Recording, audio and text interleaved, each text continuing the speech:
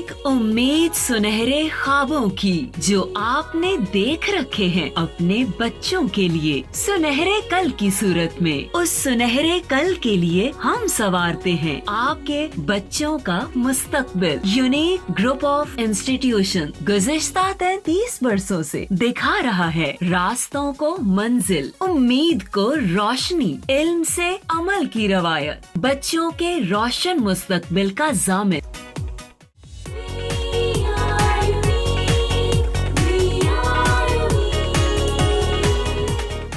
बिस्मिल्लाहिर्रहमानिर्रहीम। मैं सोबिया अमीन 9th class के ऑनलाइन लेक्चर सीरीज़ के नेक्स्ट लेक्चर के साथ। बेटा हम पढ़ रहे हैं चैप्टर नंबर 4 और चैप्टर नंबर 4 में आज हमारा टॉपिक है स्टेट्स ऑफ इक्विलिब्रियम। अच्छा, हमने अपने पिछले 2 लेक्चर्स में बेटा इक्विलिब्रियम के बारे में ही पढ़ा है। अब मैं थोड़ा सा आप लोगों को रिन्यू करा दूं कि इक्विलिब्रियम क्या होता है कि बॉडी के ऊपर एक्ट होने वाली नेट फोर्स क्या हो जाती है, ज़ीरो हो जाती है। और वो नेट फोर्स किन सिचुएशन में ज़ीरो होती है बेटा? एक सिचुएशन तो ये है कि बॉडी रेस्ट पे है और बॉडी के ऊपर किसी किस्म की फोर्सेस एक्ट नहीं हो रही, resultant force net force equal to zero है, तो बॉडी किस स्टेट में हुआ? इक्विलिब्रियम में हुआ। दूसरी कंडीशन ये होती है बेटा कि अगर बॉडी यूनिफॉर्म वेलोसिटी के साथ मूव कर रही है और यूनिफॉर्म वेलोसिटी के साथ मूव करेगी तो उसका एक्सेलेरेशन ज़ीरो होता है, और अगर एक्सेलेरेशन ज़ीरो होगा तो तब भी according to second law of motion F is equal to ma, तो फोर्सेस क्या हो जाती हैं? इक्वल टू ज़ीरो, तो बॉडी किस स्टेट में होगा? इक्विलिब्रियम में होगा। दोनों कंडीशंस में बेटा body is in the state of equilibrium if object is at rest और if object is moving with uniform velocity. ये 2 चीज़ें आपने माइंड में क्लियर कर लेनी है। इससे रिलेटेड MCQ भी पूछे जा सकते हैं और कॉन्सेप्ट इस टॉपिक का यही है। उसके बाद बेटा फिर हमने पढ़ा था conditions of equilibrium. How many conditions of equilibrium? There are 2 conditions of equilibrium. First condition of equilibrium पढ़ाई आपको एक लेक्चर में, फिर अगले लेक्चर में आप लोगों को सेकंड कंडीशन ऑफ इक्विलिब्रियम पढ़ाई थी। फर्स्ट कंडीशन ऑफ इक्विलिब्रियम क्या है बेटा? Resultant forces acting on the body is equal to zero, then body should satisfy the first condition of equilibrium. और फिर हमने बात की बेटा सेकंड कंडीशन ऑफ इक्विलिब्रियम की, और सेकंड कंडीशन ऑफ इक्विलिब्रियम क्या है? A body satisfy the second condition of equilibrium if the resultant torque acting on the body must be equal to zero. Clear हुई बात बच्चों? ये चीज़ें हमने अपने पिछले टॉपिक्स में डिस्कस कर ली हुई हैं। आज हमारा जो टॉपिक है that are the states of equilibrium. There are 3 states of equilibrium. 3 states में कौन कौन सी स्टेट्स ऑफ इक्विलिब्रियम है बेटा? एक कहलाती है stable state of equilibrium, stable state of equilibrium. इनको 1 बाय 1 डिस्कस करेंगे। फिर बेटा सेकंड स्टेट इसकी होती है unstable state of equilibrium,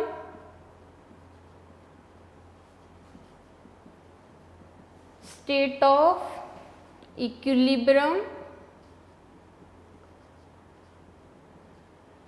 and third state है बेटा न्यूट्रल इक्विलिब्रियम, न्यूट्रल इक्विलिब्रियम। ये 3 स्टेट्स हैं, stable state of equilibrium, unstable state of equilibrium and neutral equilibrium. अच्छा, समटाइम बेटा बच्चे कंफ्यूज हो जाते हैं। MCQ अगर पूछा जाए आपसे how many states of equilibrium, फॉरन आपने 3 ऑप्शन की जो 3 नंबर वाली ऑप्शन होगी ना जिसमें 3 लिखा होगा उस पर आपने टिक करना है। There are 3 states of equilibrium. अगर आपको कोई MCQ आता है how many conditions of equilibrium, तो फिर 2 कंडीशंस होती हैं। 2 कंडीशंस हैं। स्टेट्स कितनी हैं बेटा? 3 हैं। ये अक्सर बोर्ड में MCQ पूछ लिया जाता है और बच्चे इसको जो है अगर आपने सही तरीके से नहीं पढ़ा हुआ तो वो कन्फ्यूज़ हो जाते हैं। 2 कंडीशंस होती हैं बेटा एंड 3 स्टेट्स होती हैं। कंडीशन कौन कौन सी हैं? First condition and second condition. And states कौन कौन सी हैं? Stable state of equilibrium, unstable state of equilibrium and neutral equilibrium. अब हम इसको 1 बाय 1 डिस्कस करते हैं बेटा। स्टेबल स्टेट ऑफ इक्विलिब्रियम में क्या है कि स्टेबल स्टेट ऑफ इक्विलिब्रियम की जब हम बात करते हैं ना बेटा, उसमें सिंपल सी एग्जांपल अगर हम लें तो हम एक बुक की लेते हैं। Stable state of equilibrium definition में लिख नहीं रही हूँ, बोल देती हूँ बेटा आप लोगों के लिए। बुक पे लिखी हुई है, आप उस वहाँ से देख सकते हो और आपको मैं वो एक्सप्लेन कर देती हूँ। अच्छा, स्टेबल स्टेट में ये होता है बेटा कि अगर कोई हॉरिजॉन्टल सरफेस है और इस हॉरिजॉन्टल सरफेस पे आपके पास कोई एक बुक जो है वो हमने ले कर दी हुई है, यानी पड़ी हुई है यहाँ पे एक बुक इस हॉरिजॉन्टल सरफेस के ऊपर, ये इस बुक का जो है वो सेंटर ऑफ ग्रेविटी है। This is the centre of gravity is this book, इसको मैं जी से रिप्रेजेंट कर दूँ। अब देखिए बेटा, ये अभी इस हॉरिजॉन्टल सरफेस के ऊपर है, ये ऑब्जेक्ट किस स्टेट में है, रेस्ट पे है। अब मैंने इसको टिल्ट किया, यहाँ से हल्का सा ऊपर उठाया और टिल्ट करने से इसकी सिचुएशन थोड़ी सी चेंज हो जाएगी। मैंने इसको थोड़ा सा टिल्ट किया तो ये सिचुएशन आ गई, ठीक है। इसका थोड़ा सा सेंटर ऑफ ग्रेविटी क्या हो गया, रेज हो गया। मैंने ऑन टिल्टिंग जो है इसका सेंटर ऑफ ग्रेविटी क्या हो गया बेटा, अपनी इनिशियल पोजीशन से थोड़ा रेज अप हो गया। तो यहाँ से देखिए इसका सेंटर ऑफ ग्रेविटी पहले यहाँ पे था, अब थोड़ा यहाँ क्या हो गया, इनिशियल पोजीशन से रेज हो गया। मैंने इसको थोड़ा सा यूँ टिल्ट किया। अगर आप इसको एग्जांपल को देखोगे ना तो हमारे पास ये अगर हॉरिजॉन्टल टेबल है, ये एक बुक है मेरे पास, इस बुक को मैंने यूँ रखा, this is in the state of rest. अब मैं हाथ से इसको टिल्ट करूं, यूं टिल्ट किया मैंने, यहाँ तक टिल्ट किया और मैंने इसको छोड़ दिया, ठीक है। तो ये छोड़ने से ये वापस, चूँकि ये थोड़ा स्लोप है और ये मैंने इसको प्रॉपर रखा भी नहीं हुआ, सिर्फ आप लोगों को कैमरे में दिखाने के लिए यहाँ रखा हुआ है। मैं यहाँ पे बेटा इसको थोड़ा सा टिल्ट करूँ और टिल्ट करने के बाद मैं इसको छोड़ दूँ तो ये वापस अपनी पहले वाली स्टेट में आ जाता है। आप इसको हॉरिजॉन्टल टेबल पे रख के ये एक्सपेरिमेंट कर भी सकते हो। आप इसको टिल्ट किया, टिल्ट का मतलब उठाना, उठा के आपने इसको छोड़ दिया तो ये वापस अपनी पहले वाली कंडीशन में आ जाता है। जब हम इसको टिल्ट करते हैं ना बेटा, तो देखिए सेंटर ऑफ ग्रेविटी अभी इस स्टेट में अपनी लोएस्ट पोजीशन में था। मैंने इसको टिल्ट किया, on tilting centre of gravity raise up. अब क्या हो गया बेटा, सेंटर ऑफ ग्रेविटी अपनी ओरिजिनल पोजीशन से क्या हो गया, रेज अप हो गया। रेज अप हुआ, मैंने इसको छोड़ दिया। After tilting body will return to its previous position. Body अगर अपनी प्रीवियस पोजीशन में वापस आ जाता है आफ्टर टिल्टिंग तो वो कहलाती है स्टेबल स्टेट ऑफ इक्विलिब्रियम, जिसमें हमने कहा कि एक बुक जो है that is laying on the horizontal table, if we tilt this book after tilting the centre of gravity is raise up, and if we release this book then the body will be in its original position. In that case we can say that body is in the stable state of equilibrium. Clear होगी बात मुझे कि हमने अगर किसी भी object को, for example ये एक ऑब्जेक्ट है, ये अपनी इस जगह पे पड़ा हुआ है, हमने इसको टिल्ट किया यूँ और ये अगर तो वापस अपनी पहले वाली पोजीशन में आ जाता है। जब हम इसको टिल्ट करना छोड़ देते हैं, अपनी प्रीवियस पोजीशन में, इनिशियल कंडीशन में, इनिशियल पोजीशन में वापस आ जाए तो हम बोलते हैं this is in the stable state of equilibrium. लेकिन अगर ये हो बेटा कि मैंने इसको इस तरह रखा है, अभी भी ये अपनी स्टेबल स्टेट में है, लेकिन अगर मैं इसको इस वेज पे रखूँ, इस वेज पे मैं इसको जो है वो कोशिश करूँ स्टेबल करने की, तो ये नहीं स्टेबल होगा, ये गिर जाएगा, ये टॉपल ओवर हो जाएगा। तो यहाँ से देखिए बेटा ये एक ब्लॉक है, अगर मैं इसको यूँ एज वाइज यहाँ पे हॉरिजॉन्टल टेबल पे रखूँ बेटा, ये काफ़ी जो है हद तक ये स्टेबल होगा, ठीक है, हम इसको स्टेबल कह सकते हैं। लेकिन अगर मैं इसको यूँ करके छोड़ूँ, ये वापस अपनी पहली पोजीशन में आ जाएगा। अब अगर तो बेटा ये पोजीशन में चेंज करती जाऊँ और मैं इसके इस एज पे इसको रखने की कोशिश करूँ तो ये वापस अपनी प्रीवियस पोजीशन में नहीं आएगा, बल्कि ये क्या हो जाएगा, टॉपल ओवर हो जाएगा। तो फिर ये वापस प्रीवियस पोजीशन में अगर ऑब्जेक्ट नहीं आता तो वो क्या कहलाती है, इसकी अनस्टेबल स्टेट ऑफ इक्विलिब्रियम। जैसे मैंने कहा कि मेरे हाथ में अगर ये एक पेंसिल है, इस पेंसिल को बेटा अगर मैं इसके टिप पे स्टेबल करने की कोशिश करूं और मैं इसको रिलीज़ कर दूं, ये कभी भी अपनी प्रीवियस पोजीशन में वापस नहीं आएगी। जब ये अपनी प्रीवियस पोजीशन में वापस नहीं आती तो इट मीन्स कि ये कौन सी स्टेट ऑफ इक्विलिब्रियम होती है, that is the unstable state of equilibrium. Stable में अपनी प्रीवियस पोजीशन में वापस आ जाती है, अनस्टेबल स्टेट ऑफ इक्विलिब्रियम में ये अपनी प्रीवियस पोजीशन में वापस नहीं आती। जैसे बेटा मैंने कहा कि ये एक ब्लॉक है मेरे पास, ब्लॉक की ये इनिशियल पोजीशन है, this is the centre of gravity. और यहाँ सेंटर ऑफ ग्रेविटी से अगर मैं एक वर्टिकल लाइन ड्रॉ करूँ ना बेटा, तो ये वर्टिकल लाइन इस ब्लॉक के बेस में से गुजर रही है। सेंटर ऑफ ग्रेविटी से ये एक ब्लॉक मैंने लिया, वुडन ब्लॉक, ये इसका सेंटर ऑफ ग्रेविटी है। सेंटर ऑफ ग्रेविटी से बेटा अगर मैं वर्टिकल लाइन एक ड्रॉ करूँ तो this vertical line pass over the base of this block, ये है इसका बेटा बेस एरिया, ये इसके बेस में से गुजरेगी। तो अगर मैं इस ब्लॉक को टिल्ट करूँ, यूँ हल्का सा टिल्ट करके छोड़ दूँ, तो ये वापस अपनी पहले वाली पोजीशन में क्या आ जाएगा, वापस आ जाएगा। अगर तो ये अपनी पहले वाली पोजीशन में वापस आ जाता है और ऑन टिल्टिंग इसका centre of gravity raise up होता है और after tilting body should return to its previous position, then we can say that body is in the state of stable equilibrium. लेकिन अगली डायग्राम में देखिए बेटा, इसमें मैंने इसको टिल्ट किया यूँ, ठीक है, टिल्ट किया और ये है इसका centre of gravity. Centre of gravity से वर्टिकल लाइन अभी भी ड्रॉ करो ना बेटा, तो इसके बेस में से गुजर के जा रही है। ये वर्टिकल लाइन मैंने ड्रॉ की सेंटर ऑफ ग्रेविटी से, तो ये अभी तक कहाँ से गुजर के जा रही है बेटा, इसके बेस में से गुजर के जा रही। जब तक सेंटर ऑफ ग्रेविटी जो है से वर्टिकल लाइन उस ऑब्जेक्ट की बेस में से गुजर के जाएगी, तो after tilting body should return to its previous position. मैंने इसको टिल्ट किया, मैंने टिल्ट करना छोड़ दिया, तो ये वापस ब्लॉक इसी स्टेट में आ जाएगा। तो ये दोनों कंडीशन में ये कहलाएगी stable state, stable state of equilibrium. बात समझ आ गई बच्चों? इसमें ये स्टेबल है, हमने अभी इसको टिल्ट नहीं किया। इस केस में मैंने इसको टिल्ट किया, यहाँ तक यूँ टिल्ट किया, टिल्ट करना छोड़ दिया, तो ये वापस अपनी पहले वाली पोजीशन में आ जाएगा। लेकिन अगर बेटा इसी ब्लॉक को मैं इस वेज पे स्टेबल करने की कोशिश करूँ और यहाँ से अगर आप वर्टिकल लाइन ड्रॉ करोगे ना बेटा, तो ये इसके बेस में से बाहर निकल आती है। यहाँ से वर्टिकल लाइन जब ड्रॉ करोगे ना, तो ये इसके बेस में से क्या हो जाती है, बाहर निकल आती है। तो जब सेंटर ऑफ ग्रेविटी से एक वर्टिकल लाइन ड्रॉ की और वर्टिकल लाइन इसके इस बेस में से बाहर निकल गई, तो ये कभी भी अपनी प्रीवियस पोजीशन में वापस नहीं आएगा, ये इस डायरेक्शन में टॉपल ओवर हो जाएगा ये ब्लॉक। तो ये जो है कहलाएगी अनस्टेबल स्टेट ऑफ इक्विलिब्रियम।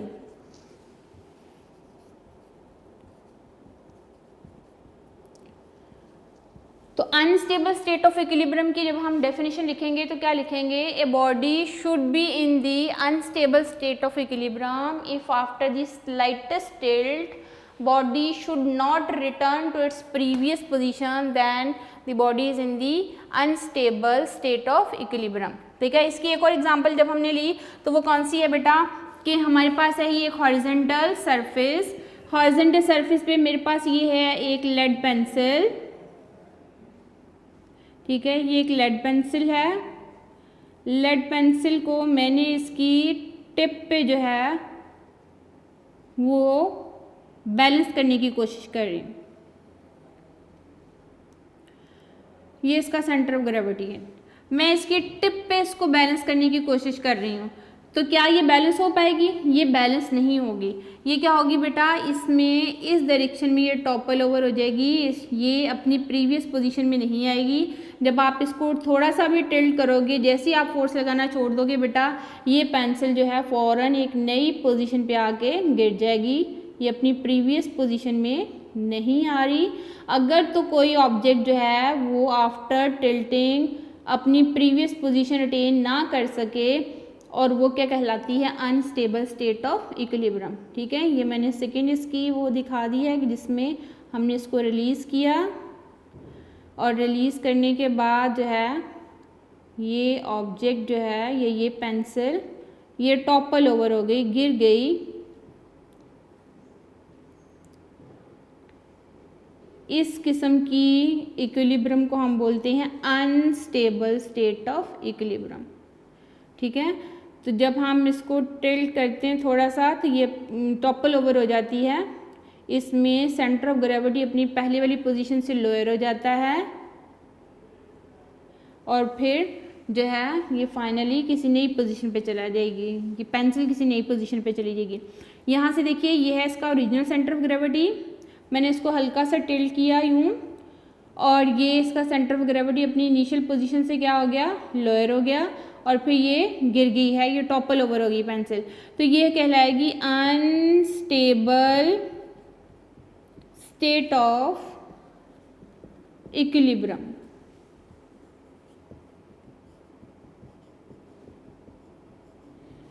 यहाँ तक बात समझ आ गई बच्चों। दो चीज़ें इसमें देखिए कि स्टेबल स्टेट में क्या था, स्टेबल स्टेट में हम जब इसको टिल्ट करते हैं ना तो टिल्टिंग जो है, आफ्टर टिल्टिंग बॉडी की जो सेंटर ऑफ ग्रेविटी होता है बेटा अपनी इनिशियल पोजीशन से रेस अप हो जाता है, थोड़ा ऊपर उठ जाता है, क्लियर।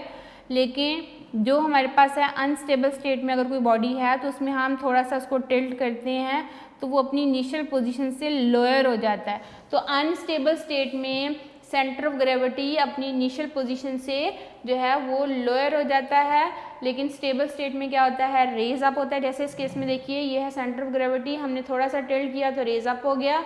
इस केस में हमने थोड़ा सा इसको टिल्ट किया है तो ये क्या हो गया, लोअर हो गया और बॉडी अपनी प्रीवियस पोजीशन में वापस नहीं आता, तो ये कहलाएगी अनस्टेबल स्टेट ऑफ इक्विलिब्रियम। ठीक हो गया बात बच्चों। अब हम बात करते हैं न्यूट्रल इक्विलिब्रियम की। स्टेबल में तो बॉडी अपनी इनिशियल पोजीशन में वापस आ जाता है, अनस्टेबल में आफ्टर टिल्टिंग बॉडी अपनी इनिशियल पोजीशन में वापस नहीं आता, जिसमें पेंसिल की एग्जांपल ली, फिर हमने इस वुडन ब्लॉक की एग्जांपल ली। वुडन ब्लॉक के इन दोनों केसेस में बॉडी जो है वो अभी तक स्टेबल है, लेकिन इस केस में जब ये वर्टिकल लाइन इसके बेस से बाहर निकल आती है ना बेटा, तो फिर ये कभी भी पहली वाली पोजीशन में वापस नहीं आएगा। इस केस में बॉडी की स्टेट में होगा अनस्टेबल स्टेट ऑफ इक्विलिब्रियम में। लेकिन जो न्यूट्रल इक्विलिब्रियम है ना बेटा, न्यूट्रल इक्विलिब्रियम में ये होता है कि बॉडी नई पोजीशन पे चला जाता है। न्यूट्रल इक्विलिब्रियम, न्यूट्रल इक्विलिब्रियम में क्या होता है कि फॉर एग्जांपल आपके पास एक बॉल है, ये एक बॉल है बेटा, इस बॉल का सेंटर ऑफ ग्रेविटी यहाँ पे है, आपने इसको हल्का सा जो है फोर्स लगाई, ये यहाँ से रोल डाउन होते हुए एक नई पोजीशन पे चला जाता है। ये इसकी नई पोजीशन है, नई पोजीशन पे जाके ये स्टेबल हो जाएगा, लेकिन इसके सेंटर ऑफ ग्रेविटी के ऊपर किसी किस्म का कोई इफेक्ट नहीं होता। जहाँ ओरिजिनल सेंटर ऑफ ग्रेविटी था, हल्की सी फोर्स लगाने से भी वहीं रहेगा, नई पोजीशन पे भी चला जाएगा वहीं रहेगा, सेंटर ऑफ ग्रेविटी के ऊपर किसी किस्म का कोई इफेक्ट नहीं होता किस इक्विलिब्रियम में, न्यूट्रल इक्विलिब्रियम में। और बॉडी जो है एक नई पोजीशन, प्रीवियस पोजीशन की निस्बत एक नई न्यू पोजीशन अटेन कर लेता है, इस किस्म के इक्विलिब्रियम को बोला जाता है बेटा न्यूट्रल इक्विलिब्रियम। तो हम कह सकते हैं कि अगर हम किसी भी बॉडी को डिस्टर्ब करते हैं उसकी प्रीवियस पोजीशन से, वो नई पोजीशन पे चला जाएगा और उसके बाद उसका सेंटर ऑफ ग्रेविटी के ऊपर किसी किस्म का कोई इफेक्ट नहीं होता, तो वो कहलाता है in the state of neutral equilibrium. For example बेटा आपके हाथ में कोई सिलेंडर हो और आप हॉरिजॉन्टल सरफेस के ऊपर उसको रोल कर रहे हो, ये हॉरिजॉन्टल सरफेस, मेरे हाथ में कोई सिलेंडर है, तो मैं उस सिलेंडर को यहाँ पे रोल डाउन कर रही हूँ, तो सिलेंडर रोल होता हुआ इस एंड से दूसरे एंड तक चला जाएगा, उसके सेंटर ऑफ ग्रेविटी के ऊपर किसी किस्म का कोई इफेक्ट नहीं होगा। बॉडी की प्रीवियस पोजीशन की निस्बत वो बॉडी एक न्यू पोजीशन अटेन कर लेता है, there is no effect on the centre of gravity, then we can say that the body is in the state of neutral equilibrium. Ball की example ली, आप स्फीयर की एग्जांपल ले सकते हो, आप किसी सिलेंड्रिकल शेप में कोई भी ऑब्जेक्ट है आपके पास, आप उसकी एग्जांपल दे सकते हो बेटा। तो अगर तो ऑब्जेक्ट आपके पास ऐसा है जो कि राउंड शेप में है, उसमें सेंटर ऑफ ग्रेविटी पे किसी किस्म का कोई इफेक्ट नहीं होता, लेकिन बॉडी नई पोजीशन अटेन कर लेता है, तो उसको हम बोलते हैं न्यूट्रल इक्विलिब्रियम। तो इसकी डेफिनेशन में हम बात करते हैं बेटा कि a body is said to be in the neutral equilibrium when it disturbed from its previous position, then it is in the it can attain in the new position, then this is called the neutral equilibrium. Your body is in the new position when disturbed from its previous position, then the body is said to be in the neutral equilibrium. आप जैसे मर्जी इसकी definition लिख लीजिए, लेकिन इसके meaning change नहीं होने चाहिए. बॉडी की नई पोजीशन तो अटेन हो जाती है जब हम इसको डिस्टर्ब करते हैं उसकी प्रीवियस पोजीशन से, but there will be no affect on the centre of gravity, then we can say that the body is in the state of the neutral equilibrium. अच्छा, अब हमने कितनी बेटा स्टेट्स ऑफ इक्विलिब्रियम की बात की है? 3 states of equilibrium. Stable state of equilibrium, unstable state of equilibrium and neutral equilibrium. Okay, stable में हमने क्या कहा कि a body is said to be in the stable state of equilibrium when it is disturbed, yeah, when it is tilted from its previous position, then body can attain its original position, original or previous position, then we can say that body is in the state of stable equilibrium. ठीक है, और उसमें on tilting, जब हम इसको tilt करते हैं, on tilting its center of gravity is raised up, या it's at the highest position. तो centre of gravity on tilting अपनी पोजीशन से रेज अप हो जाता है, यानी इनिशियल प्रीवियस पोजीशन से रेज अप हो जाता है, और आफ्टर टिल्टिंग बॉडी अपनी प्रीवियस पोजीशन अटेन कर लेता है, तो हम बोलते हैं ये कौन सा इक्विलिब्रियम है? ये है स्टेबल स्टेट ऑफ इक्विलिब्रियम. जब हम अनस्टेबल स्टेट ऑफ इक्विलिब्रियम की बात करते हैं ना बेटा, तो अनस्टेबल स्टेट ऑफ इक्विलिब्रियम में बॉडी अपनी पहले वाली पोजीशन अटेन नहीं करता, अपनी प्रीवियस और इनिशियल पोजीशन में वापस नहीं आता, बल्कि ये टॉपल ओवर हो जाता है, गिर जाता है, नई पोजीशन अटेन कर लेता है. और अनस्टेबल स्टेट ऑफ इक्विलिब्रियम में ऑन टिल्टिंग, जब हम उसको टिल्ट करते हैं बेटा, तो बॉडी का जो सेंटर ऑफ ग्रेविटी होता है वो इनिशियल पोजीशन से लोअर हो जाता है. जब वो लोअर हो जाता है तो फिर हम बोलते हैं वो कौन सी स्टेट ऑफ इक्विलिब्रियम में आता है? That is in the unstable state of equilibrium. जब हम न्यूट्रल इक्विलिब्रियम की बात करते हैं ना बेटा, न्यूट्रल इक्विलिब्रियम में बॉडी न्यू पोजीशन अटेन कर लेता है जब हम उसको प्रीवियस पोजीशन से डिस्टर्ब करते हैं, लेकिन उसके सेंटर ऑफ ग्रेविटी के ऊपर किसी किस्म का फ़र्क नहीं पड़ता. जिस जगह उसका सेंटर ऑफ ग्रेविटी होता है वहीं रहता है, ना डिस्टर्ब करने से वो रेज अप होता है, ना डिस्टर्ब करने से वो लोअर होता है. जैसे आपके हाथ में कोई बॉल है और हमने इसके ऊपर हल्का सा एक जर्क दिया, फोर्स लगाई, और वो बॉडी रोल डाउन होते हुए नई पोजीशन में चला गया, न्यू पोजीशन अटेन कर ली, तो वो कहलाएगी न्यूट्रल इक्विलिब्रियम कहलाती है. इसमें बहुत सारी एग्जांपल दे सकते हो बेटा न्यूट्रल इक्विलिब्रियम में. जैसे कोई पेंसिल है और कोई बॉल है, पेंसिल है, मैंने इसको यहाँ रखा और उसको रोल डाउन करना शुरू कर दिया यूँ इस तरह, तो ये देखिए ये रोल डाउन होती जाएगी, नई पोजीशन पे चली जाएगी, इसके सेंटर ऑफ ग्रेविटी पे कोई फ़र्क नहीं पड़ेगा. ये किसके इक्विलिब्रियम में होगी? न्यूट्रल इक्विलिब्रियम में होगी. इसी तरह बेटा हम बात करते हैं, कोई आपके हाथ में एग है और एग को हमने एक हॉरिजॉन्टल सरफेस के ऊपर रखा और फिर इसको हल्का सा हम फोर्स लगाएंगे, वो रोल डाउन होते हुए एक नई पोजीशन पे चला जाएगा, लेकिन उसके सेंटर ऑफ ग्रेविटी पे कोई फ़र्क नहीं पड़ेगा. ठीक है, तो आप बहुत सारी इसमें एग्जाम्पल कोट कर सकते हो न्यूट्रल इक्विलिब्रियम की, कोई बॉल की, कोई सफ़ियर की, कोई एग की, कोई पेंसिल की, कोई सिलेंडर की, जो कि एक हॉरिजॉन्टल सरफेस पे ले कर रहा था और हमने इसको डिस्टर्ब किया है तो उसने नई पोजीशन अटेन कर ली, but there will be no affect on the centre of gravity. ये थी बेटा 3 स्टेट्स ऑफ इक्विलिब्रियम. कौन कौन सी? Stable, unstable and neutral equilibrium. आपको पता है कि बहुत सारी गाड़ियाँ ऐसी हैं, जैसे रेसिंग कार हैं, रेसिंग कार की बॉटम हैवियर बनाई जाती है, उसकी बॉटम को हैवियर बना के उसकी स्टेबिलिटी को बढ़ाया जाता है ताकि उसका सेंटर ऑफ ग्रेविटी लोअर रहे. जितना सेंटर ऑफ ग्रेविटी लोअर रहेगा ना बेटा, उतना ही वो बॉडी क्या होगा? स्टेबल होगा. चलिए हम एक एग्जांपल लेते हैं कि आपके हाथ में एक ट्रे है, ट्रे में मेरे पास 2 तरह के ग्लास हैं. ठीक है, एक ग्लास जो है बेटा जिसकी सेंटर ऑफ ग्रेविटी बहुत लोअर है, और एक ऐसा है बेटा जिसमें हमने एक स्टैंड भी नीचे रखा हुआ है, उसके ऊपर एक ग्लास है और उसका centre of gravity initial position से काफ़ी ज़्यादा रेज अप है, जिसको हम यूजुअली वाइन ग्लास भी बोलते हैं. ठीक है, एक आम यूजुअल ग्लास है जिसकी बॉटम हैवियर है, बेस चौड़ी है, वाइड है, और दूसरे आपके पास हैं वो ग्लास जिनके नीचे स्टैंड है, जिसको वाइन ग्लास बोलते हैं. दोनों ग्लास को आप एक ही ट्रे में लेके जा रहे हो, तो जो वाइन ग्लास होंगे जिनके नीचे स्टैंड है वो अनस्टेबल होंगे. ठीक है, आप जब लेके जा रहे होगे तो वो बार बार यूँ हिलेंगे, उनकी स्टेबिलिटी ज़्यादा नहीं है, लेकिन दूसरे जिनकी बॉटम हैवियर है, जिनकी नीचे बेस जो है वो हैवियर है, उसका सेंटर ऑफ ग्रेविटी लोअर है, वो मोर स्टेबल होंगे as compare to that glass that has stand and their centre of gravity is raise up. तो इसी वजह से बेटा किसी भी चीज़ की स्टेबिलिटी को अटेन करना है तो उसके सेंटर ऑफ ग्रेविटी को जितना लोअर कर सकते हैं उतना लोअर कर दीजिए, जितना लोअर होगा उतना ही वो क्या होगा, मोर स्टेबल होगा।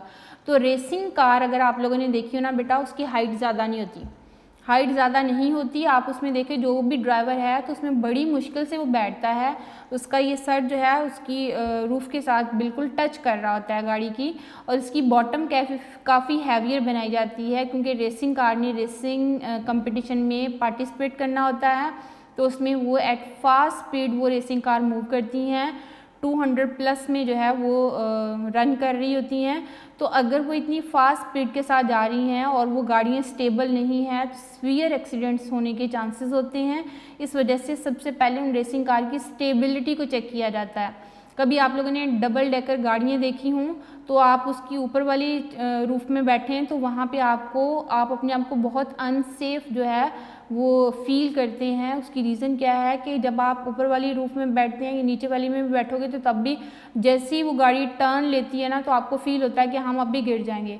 उसकी रीज़न क्या है कि उस गाड़ी की हाइट बहुत ज़्यादा है, हाइट के ज़्यादा होने से उसका सेंटर ऑफ ग्रेविटी भी क्या होगा, हॉरिजॉन्टल सरफेस से काफ़ी ऊपर होता है। तो वो गाड़ियाँ इतनी स्टेबल नहीं होती, फिर भी उनको रोड पे लेके आने के लिए उनकी बार बार स्टेबिलिटी चेक की जाती है।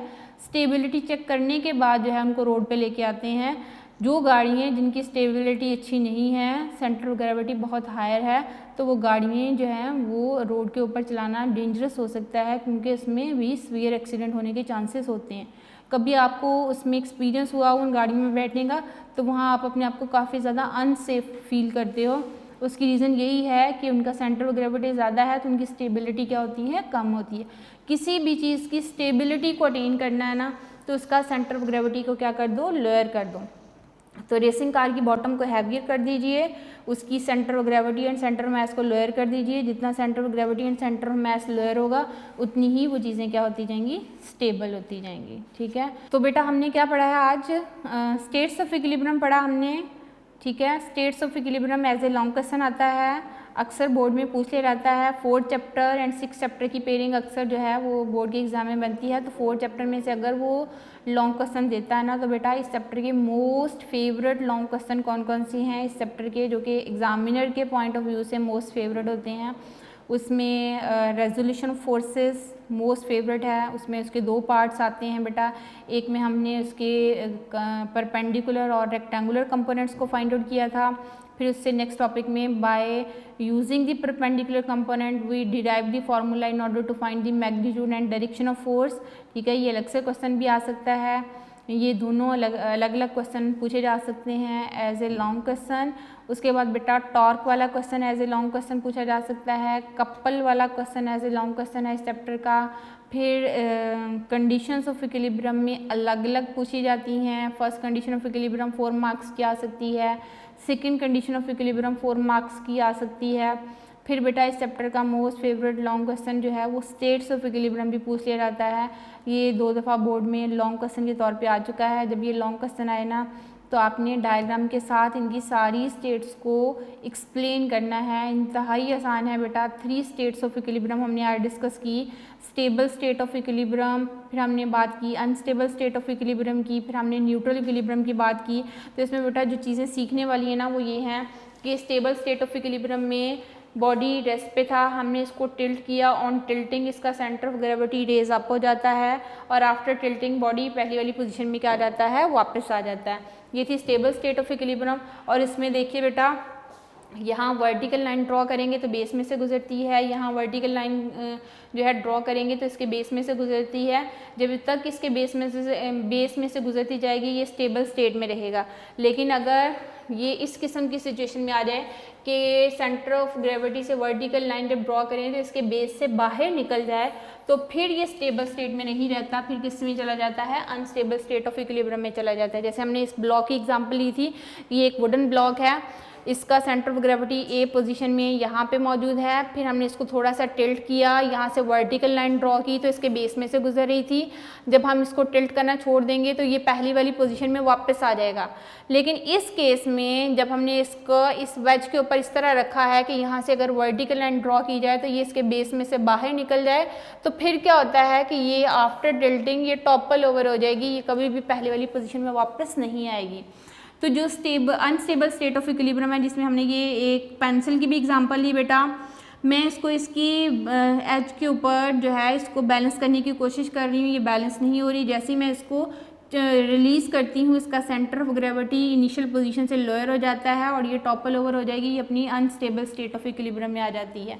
फिर हमने न्यूट्रल इक्विलिब्रियम की बात की, जिसमें हमने एक सफ़ियर की एक बॉल की एग्जांपल दी है कि बॉल जो है ये पहली पोजीशन थी, हल्का सा इसको डिस्टर्ब किया है तो नई पोजीशन पे चला गया, और नई पोजीशन पे जब गया है और पहली वाली पोजीशन पे जब था तो इसके सेंटर ऑफ ग्रेविटी अपनी पहले वाली पोजीशन में ही है, लेकिन बॉडी की पोजीशन नई हो जाती है, नई जगह आ जाती है, लेकिन ये अपनी इसके सेंटर ऑफ ग्रेविटी के ऊपर किसी किस्म का कोई इफेक्ट नहीं होता। After disturbing and before disturbing जो है इसका सेंटर ऑफ ग्रेविटी अपनी पहली वाली पोजीशन में ही था। इस किस्म के इक्विलिब्रियम को बोला जाता है न्यूट्रल इक्विलिब्रियम, जिसमें हमने एग्जांपल ली कि कोई आपके पास पेंसिल है, उसको हम रोल डाउन करते हैं एक टेबल के ऊपर तो तब भी वो अपनी न्यूट्रल इक्विलिब्रियम में होगा। अगर कोई बॉल है उसको हल्का सा डिस्टर्ब करें तो नई पोजीशन में चला जाएगा, वो भी न्यूट्रल इक्विलिब्रियम में होगा। कोई आपके पास एग है, एग को हमने हल्का सा जो है वो डिस्टर्ब किया तो वो रोल डाउन हो गए नई पोजीशन पे चला जाएगा, वो भी किस स्टेट में होगा, in the state of neutral equilibrium. ये थी बेटा स्टेट्स ऑफ इक्विलिब्रियम। ऐसे लॉन्ग क्वेश्चन है, डायग्राम की प्रैक्टिस कीजिए। जब आप लॉन्ग क्वेश्चन लिखोगे तो इसमें सबसे पहले आपने उनकी डेफिनेशन लिखनी है, फिर एक्सप्लेनेशन लिखनी है। इसमें स्टेबल स्टेट की पहले पिंक बॉक्स आपकी बुक में है वो डेफिनेशन, फिर एक्सप्लेनेशन इसकी बुक वाली एग्जांपल दे दीजिए, ये वाली एग्जांपल देके एक्सप्लेन कीजिए।